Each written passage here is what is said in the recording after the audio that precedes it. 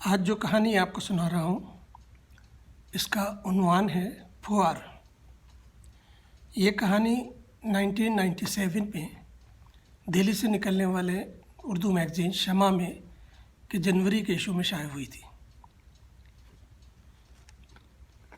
تو کہانی شروع کرتے ہیں۔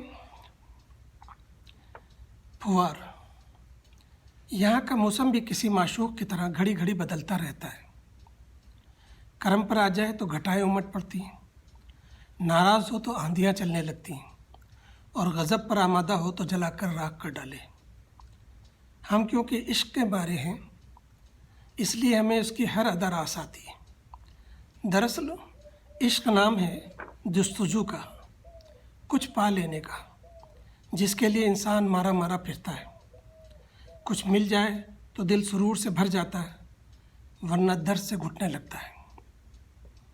میں یاس اور امید کی مبہم کیفیت سے باہر آنا چاہتا ہوں، اس لیے صبح سے چھائے ہوئے بادل اور ٹھنڈی پرکیف ہوائیں بھی مجھے رجھا نہ سکیں۔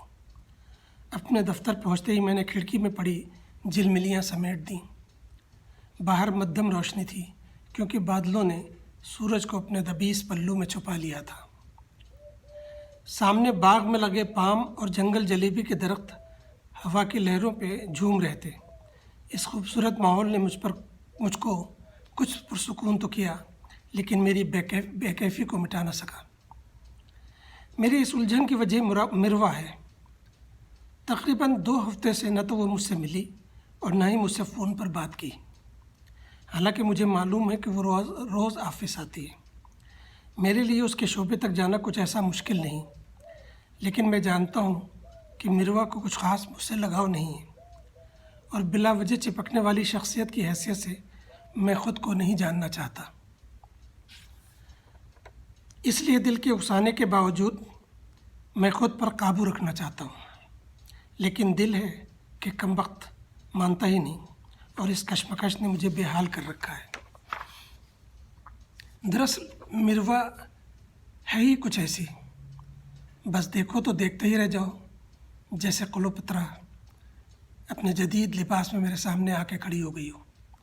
شاید مجھے کلوپترا اس کے مصری نژاد ہونے کے باعث یاد آ گئی، ورنہ مروا تو کلوپترا سے بھی بہت زیادہ حسین ہے۔ کالے لباس کا اسے بہت شوق ہے، بالوں کو اوپر اٹھا کر ایسے گونتی ہے کہ وہ تاج کی طرح اس کے سر پر سج اٹھتے ہیں، اور سرائی گردن غرور سے تن جاتی ہے۔ ویسے مروا میں ذرا بھی غرور نہیں ہے۔ وہ بات بات پر اس طرح مسکراتی ہے کہ مد مقابل ریشہ ختمی ہو جائے۔ جب وہ بولتی ہے تو ایسا لگتا ہے کہ بارش کی ہلکی ہلکی پھوار بھگوئے دے رہی ہے، اور ذرا ہی دیر میں اس کی باتوں کے ترس میں سننے والا کھو جاتا ہے۔ پہلی بار مروا سے میری ملاقات ایک پروجیکٹ میٹنگ کے دوران میں ہوئی تھی۔ جس طرح وہ ٹھہرے ہوئے لہجے میں بحث کر رہی تھی، مجھے بڑا مزہ آیا۔ وہ اپنے ہر لفظ سے ثابت کر رہی تھی کہ خوبصورت لڑکیاں نری کڑمغز نہیں ہوتی۔ کچھ دیر بعد اس میٹنگ میں یا تو مروا بول رہی تھی یا پھر میں، اس لیے وہ پروجیکٹ ہم دونوں کے ذمے کر دیا گیا کہ ہم لوگ مل کر ورک آؤٹ کریں۔ اس طرح مروا سے ملنے کا موقع کئی بار ملا، لیکن ہم لوگوں کے درمیان گفتگو محض پروجیکٹ کے موضوع پر ہی مرکوز رہی۔ البتہ اس دوران میں ہم دونوں ایک دوسرے کے پروفیشنلی معترف ہو گئے۔ بے تکلف تو مروا سے اس دن ہوا جب ایک ہوٹل میں آفیشیل فنکشن تھا۔ کیونکہ فنکشن کے بعد ڈنر تھا، اس لیے ہال میں بیٹھنے والوں کی ترتیب اس طرح رکھی تھی کہ لوگ 4 اور 8 مل کر بیٹھ سکیں۔ میں ہال کے کونے میں ایک 4 سیٹ والی جگہ پر بیٹھ گیا۔ لوگ عموماً سامنے کے سمت جا رہے تھے۔ جس کرسی پر میں بیٹھا تھا وہاں سے سامنے بھی دکھائی دیتا تھا، اور داخلی دروازہ بھی صاف نظر آتا تھا۔ اس طرح میں لوگوں کو ہال میں داخل ہوتے ہوئے پھر بیٹھتے ہوئے دیکھ رہا تھا۔ سامنے کی سمت یہاں کے رؤسا، بورڈ آف ڈائریکٹرز کے ممبران اور وزراء بیٹھے تھے۔ آگے ایک چھوٹا سا اسٹیج تھا، اور کونے میں ایک عربی آرکیسٹرا کا انتظام تھا۔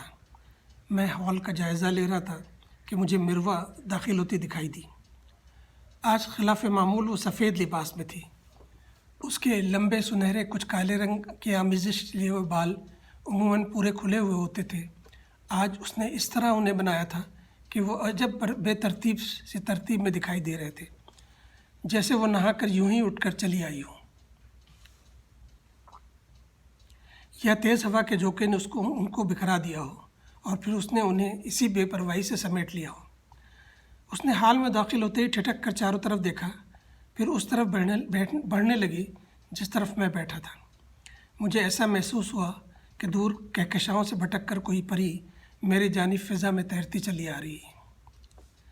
جیسے جیسے وہ میرے قریب آتی جا رہی تھی، میں اپنے آپ میں سمٹتا جا رہا تھا۔ شاید یہ رعب حسن تھا۔ میں اپنے حواس قائم رکھنے میں بری طرح ناکام تھا۔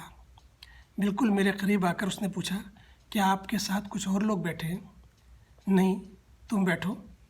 جب وہ بیٹھنے لگی تو میں نے دیکھا کہ اس کے ساتھ ایک بہت موٹی سی لڑکی بھی آئی تھی، اور وہ موٹی لڑکی جب سامنے والی کرسی پر بیٹھنے لگی تو میں نے اس سے کہا کہ اگر آپ برا نہ مانیں تو اس کرسی پر آ جائے۔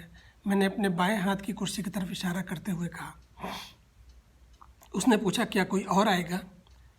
نہیں، میں نے مسکرا کر کہا، دراصل آڑ ہو جاتی، میں ہال کا جائزہ بھی لینا چاہ رہا ہوں۔ وہ لڑکی زور سے ہنس پڑی۔ مروا نے مسکراتے ہوئے کہا، ان سے ملو، یہ نروانا ہے، یونیورسٹی میں انجینئرنگ کر رہی ہیں۔ کون سی انجینئرنگ؟ سول، نروانا نے بتایا۔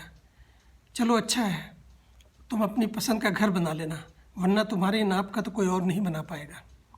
وہ نروانا ہنس کر بولی، یو آر رائٹ۔ تم اتنی موٹی کیوں ہو گئی؟ میں نے بے تکلفی سے سوال کر ڈالا۔ بھوک بہت لگتی ہے، اس لیے کھانا بہت کھاتی ہوں۔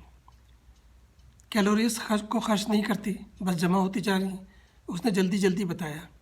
تم بھی یہی کہو گے نا کہ بیلنس فوڈ کھاؤ، ایکسرسائز کرو، وغیرہ وغیرہ؟ یہ سب مجھ سے نہیں ہوتا۔ پھر گہری سانس لے کر بولی کہ یہ لوگ کھانا کب شروع کریں گے؟ اسٹیج پر اس پروگرام کے ماسٹر آف سیریمنی نے کچھ بولنا شروع کر دیا تھا۔ وہ کوئی مزاحیہ اسٹیج آرٹسٹ تھا جو شہر میں کافی مقبول تھا۔ پھر اس نے مزاحیہ کوئز شروع کر دیے، 3-4 لوگوں کو اسٹیج پر بلاتا، کچھ مزے کے سوال پوچھتا اور صحیح سوال بتانے والوں کو وہاں رکھے انعامات کے ڈھیر سے انعام دیتا۔ لوگوں کو بڑا لطف آ رہا تھا۔ اس کے سوالوں کے ساتھ آرکیسٹرا بجتا اور جب وہ چپ ہو جاتا تو ساز بھی چپ ہو جاتے۔ ادھر ہم لوگ بھی اپنی جگہ بیٹھے بیٹھے سوالات کے جواب ایک دوسرے کو بتاتے جا رہے تھے۔ عام طور سے ہمارے جواب صحیح ہی ہوتے۔ مروا مجھ سے بولی، تم کیوں نہیں جاتے اسٹیج پر؟ پھر کہنے لگی، ارے وہ تو اب ختم کرنے جا رہا ہے۔ میں اٹھ کر تیز تیز قدموں سے چلتا ہوا اسٹیج پر پہنچ گیا اور اس کے آخری جملہ کہنے سے پہلے مائک اس کے ہاتھ سے لے لیا۔ میں نے آڈینس سے کہا کہ ہمارے ایم سی نے بہت سے سوالات حاضرین سے پوچھے، اب میں حاضرین کی طرف سے ایک سوال اس سے پوچھنا چاہتا ہوں، اگر آپ کے سب کی اجازت ہو۔ آڈینس نے یک زبان ہو کر کہا، یس، پوچھو۔ اب میں نے اس کو اس جگہ کھڑا کیا جہاں آ کر لوگ کھڑے ہوتے تھے، آرکیسٹرا والوں کو اشارہ کیا کہ وہ ساز بجائے اور اس کے گرد میں نے 3 چکر لگائے۔ چلو بتاؤ، کیپٹن کک نے دنیا کے 3 چکر لگائے تھے، ان میں سے کس چکر میں اس کی موت ہوئی تھی؟ وہ کون سے چکر میں مرا تھا؟ اب تو اس آرٹسٹ کو بھی مزہ آ رہا تھا۔ اس نے میرے گرد 3 چکر لگائے اور بولا کہ تیسرے میں وہ تابوت ساتھ لے کر گیا تھا۔ غلط، میں نے شرارت سے کہا، اور پھر اعلان کیا کہ ہمارا ماسٹر آف سیریمنی نے بہت محنت کی ہے، اس لیے اس کو آڈینس کی طرف سے انعام دیتے ہیں، اور سامنے میز پر سجے ہوئے خوبصورت پھول اٹھا کر اس کے ہاتھوں میں دے دیے۔ آرکیسٹرا والوں نے زور کی میوزک بجائی اور جب تک میں اپنی میز تک واپس نہ پہنچ گیا وہ تال بجاتے رہے۔ آڈینس نے بھی زوردار تالیاں بجائیں۔ جب میں اپنی کرسی پر بیٹھا تو مروا نے ہولے سے میرا بازو چھو کر کہا، بڑا مزہ آیا، لیکن میرے کانوں میں تو میرے اندر اٹھنے والی اس موسیقی کی آواز آ رہی تھی جو مروا کے اس معصوم سے لمس سے پیدا ہوئی تھی۔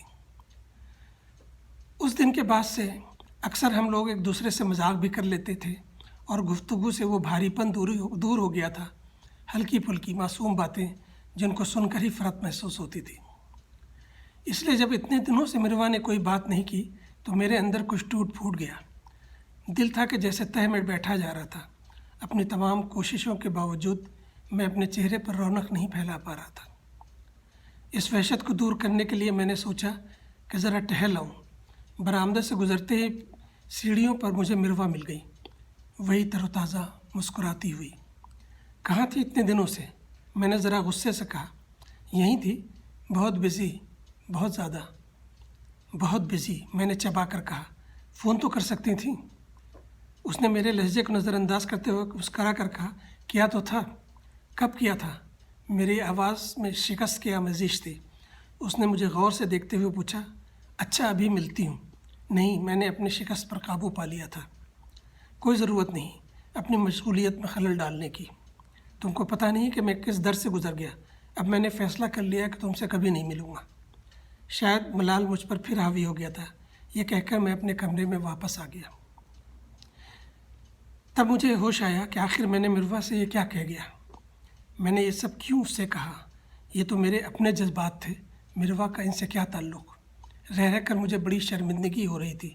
شکست خوردگی کا احساس ذہن و دل پر چھاتا جا رہا تھا۔ وحشت اتنی بڑھی کہ آفس سے گھر بھاگ آیا۔ گھر آتے ہی گرم پانی کے ٹب میں لیٹ گیا۔ میرے جسم کا ہر ریشہ میرے دل کی طرح دکھ رہا تھا۔ نہا کر نکلا تو اس بالکنی میں آ کر بیٹھ گیا۔ یہاں سے سامنے بوٹ ہاؤس کلب دکھائی دیتا ہے، جہاں کھڑی رنگ برنگی کشتیاں اور پیچھے لہریں لیتا ہوا سمندر، اور دائیں طرف بنے بڑے سے پلیٹ فارم پر بچھی میزوں سے لگے بیٹھے لوگ خوبصورت پینٹنگ کی طرح نظر آ رہے تھے۔ میں گھنٹوں یہاں بیٹھ کر اس منظر کو نہارتا رہتا ہوں، لیکن اس وقت ایسا لگ رہا تھا جیسے ہر چیز سیاہ ہو گئی ہو یا پھر میری بصارت چھن گئی ہو۔ وہ کیفیت تھی جو بہت دیر تک روشنی کو دیکھنے کے بعد محسوس ہوتی ہے کہ اچانک پھر کچھ نظر نہیں آتا۔ یہ چمکتی ہوئی سفید بلڈنگ جس میں میرا یہ فلیٹ ہے اور جسے میں تاج محل کہتا تھا، آج واقعی ایک مقبرہ محسوس ہو رہی تھی، جہاں ایک فلیٹ میں میں اپنی ناکامیوں کے ساتھ دفن تھا۔ کئی گھنٹے اسی جگہ بیٹھے بیٹھے گزر گئے۔ ابھی میں نے اٹھ کے روشنی جلائی ہی تھی کہ دروازے کی گھنٹی بجی۔ بڑی کراہیت سے میں نے دروازہ کھولا۔ سامنے بلڈنگ کا حارس کھڑا تھا۔ اس نے عربی میں مجھ سے کہا کہ کوئی ملنے آیا ہے۔ میں نے دروازے کا پٹ پورا کھولا تو دیکھا سامنے مروا کھڑی تھی۔ تم؟ میں نے حیرت سے پوچھا۔ وہ چپ رہی۔ اندر آؤ، میں نے دروازے کے بیچ میں سے ہٹ کر اس کے لیے آنے کے لیے راستہ چھوڑتے ہوئے کہا۔ نہیں، میں اندر نہیں آؤں گی۔ یہ میرا ہم وطن ہے، پتہ نہیں کیا کیا بات کس سے کہے۔ دراصل بڑی مشکل سے تمہارے گھر کا پتہ ملا۔ اس سے میں نے کہا کہ کچھ ضروری کاغذات پہنچانا ہے، اس لیے اسے ساتھ لے کر آئی ہوں۔ اس نے ایک لفافہ میری طرف بڑھا دیا، پھر بڑے میٹھے لہجے میں بولی، دیکھو، ہم مشرق کے لوگ ایک ہی انداز میں سوچتے ہیں، ہمارے دل ایک ہی طرح سے دھڑکتے ہیں۔ اب کبھی مجھ سے یہ نہ کہنا کہ کبھی نہیں ملو گے۔ یہ کہہ کر وہ فوراً گھومی اور لفٹ میں داخل ہو گئی۔ میں حیرت زدہ لفٹ کو نیچے جاتے دیکھ رہا تھا، پھر لپک کے بالکنی میں پہنچا جہاں سے پارکنگ دکھائی دیتی ہے۔ اس کے کار پارکنگ سے نکل کر روشنیاں چمکاتی ہوئی کاروں کے بھیڑ میں شامل ہو گئی تھی۔ سامنے بوٹ ہاؤس کلب میں لگے قمقمے جل اٹھے تھے اور یہاں سے ایسا لگ رہا تھا کہ جیسے زمین سے آسمان تک ستارے ہی ستارے روشن ہو گئے ہوں۔